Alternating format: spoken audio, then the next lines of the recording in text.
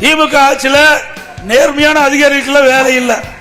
திமுகவுக்கு யார் ஜால்ரா போடுறா, யாரு தப்பு கட்டுறா, அவள்தான் முக்கிய தத்துவம். அது அமைச்சரா இருந்தாலும் சரி, அதிகாரம் இருந்தாலும் சரி, எல்லாம் ஒண்ணுதான். இங்க ஒரு டிஎஸ்பி இருந்தார், நேர்மையான அதிகாரி. 24 பார் முறைகேடா விற்பனை செய்தால் சீல் வச்சார். அப்புறம் அவர் நேர்மையா இந்த கள்ளச்சாரம் விற்கிறது, திருட்டுத்தனமா விற்கிறது, அதுக்கெல்லாம் 1200 வழக்குகள் பதிவு செஞ்சிருக்காரு. இப்படி நூற்றுக்கணக்கான குற்றவாளியை கைது செஞ்சிருக்கார். இன்றைக்கு இந்த ஸ்டாலினுடைய அரசாங்கம் இந்த நேர்மையா இருக்க டிஎஸ்பி வாகனத்தை பிடிக்கிட்டார். யாரு ஜீப்பை பிடிக்கிட்டாங்க. போதைப் பொருள் ஒழிப்புங்கிறார், கள்ள மது ஒழிக்கிற. எப்படி ஒழிக்க முடியும்?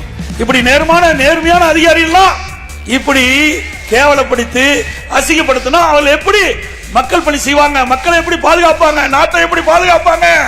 சிந்திச்சு பாருங்க. அதனால போதைப் பொருள் அமோகமா விக்குது.